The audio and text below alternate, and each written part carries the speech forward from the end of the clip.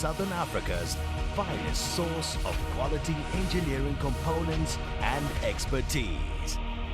BMG.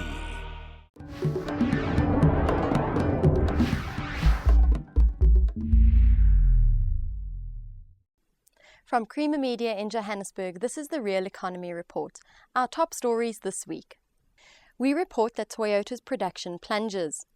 Afrisam unveils Southern Africa's most advanced cement mill.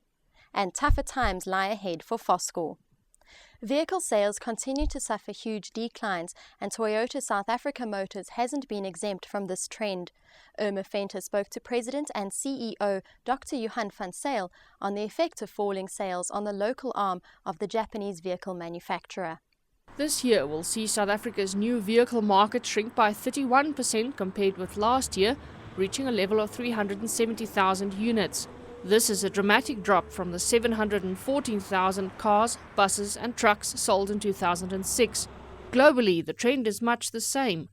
With a production capacity of more than 200,000 units, Toyota South Africa Motors President and CEO Dr. Johan van Zyl says the company's Durban plant, which manufactures vehicles for the local and export markets, will be hard hit. Our major markets are Europe and Africa, and both those markets have declined significantly.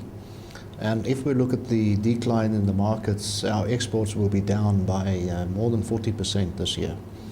And it's very difficult to forecast when will it change, because it will all depend on the recovery in the European market and the African market. The African market decline slightly lagged that of the European market or even the South African market. Also, what's happened with the decline in the markets, which we've experienced, is the stock build-up phase, which happened especially in Europe. And what we see now is the stocks have been depleted now. It's coming back to normal levels in certain countries, and that slowly but slowly there will some orders start flowing through again. You know, based on domestic market and the export markets, we will use approximately 50% of our capacity this year. So this had a magnificent impact on us. It's a huge impact. But hopefully we'll see some recovery again next year. You know, we do expect the domestic market to stabilize now for the remainder of the year, then pick up slowly in 2010. Van Zyl expects local sales to start showing some signs of recovery in 2010, but he is hopeful 2013 will deliver better results when the record number of vehicles sold in 2006 will be in need of replacement. Black-owned cement producer Afrisam has spent over 500 million rand expanding the capacity of its Roodepoort cement production facility. Darren Parker has the story after the commercial break. Southern Africa's finest source of quality engineering components and expertise. BMG. Black-owned cement producer Afrisam has spent over 500 million rand expanding the capacity of its Roodepoort cement production facility, which was officially unveiled last week.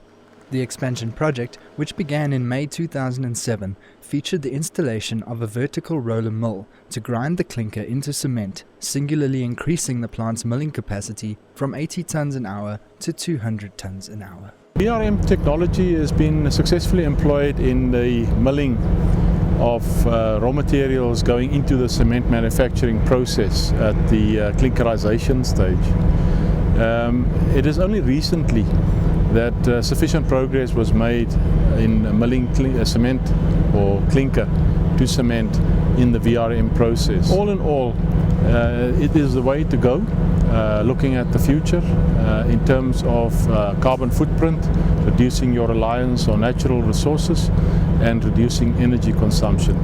The VRM technology is about 20 to 30% better in energy consumption than a normal traditional ball mill, which was used to be the practice for cement milling in the past. The VRM, supplied by mill producer Lush South Africa, forms part of Afrisam's overarching strategy to reduce energy consumption throughout its operations, which has fallen from 222 kilowatts per ton of cement produced in the year 2000 to below 90 kilowatts per ton of cement produced in 2009. When we look at energy reduction, we don't focus on one operation only. We focus on the entire network of operations and how they interlink with each other. So this is just one part of the whole program. The expansion project also included a new materials handling system to store, extract and transfer clinker to the new mill, as well as a second blending plant to produce different blends at the facility. Further, an additional cement silo will increase the plant's storage capacity at the plant by 15,000 tons. However, following the demand decline that came on the tail of the global economic crisis last year, will this extra capacity be justified? Gradually, we believe that the capacity that we have installed here will be taken up by the market. We expect some improvements in the market going forward.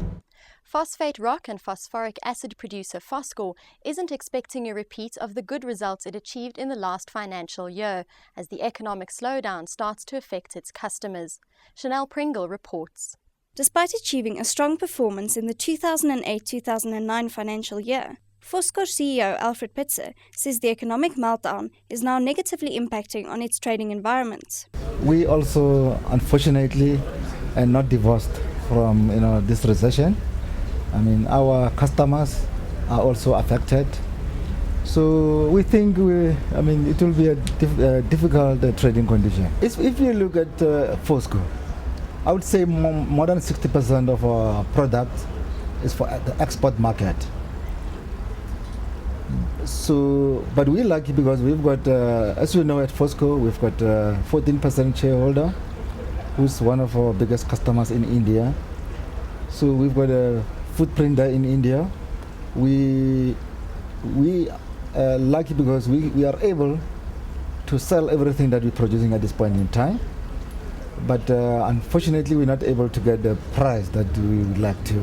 Meanwhile, Foskor has budgeted a substantial amount of funds to uplift the communities surrounding its Phalaborwa operations. Currently, we've budgeted about over 4 million rands on that social and labor plan. That is in Phalaborwa, because that is where our mining is. Over our normal CSI project, that is Corporate Social Investment Project. And now for a sneak preview of this week's Engineering News magazine. In our cover story, we interview Human Settlements Minister Toko Sexwale as he maps out his Beyond Housing vision. Read how a €400 billion transcontinental solar energy venture has gained some heavyweight backers. And we report that a lighting innovation to illuminate the iconic arch at the Moses Mabhida Stadium could emerge as a new export product for South Africa. And in Mining Weekly this week, in this week's cover story, Ernst & Young Global Mining and Metals Director Dr. Tim Williams says that cash-hit diversified majors should go back to listing individual mines. We report that Transnet Freight Rail is edging closer to its 47 million ton iron ore milestone. And International Bar Association Mining Law Chairperson Peter Leon says most African mining jurisdictions are moving away from nationalization and more towards a market economy. That's Creamer Media's Real Economy Report. Join us again next week for more news and insight into South Africa's real economy.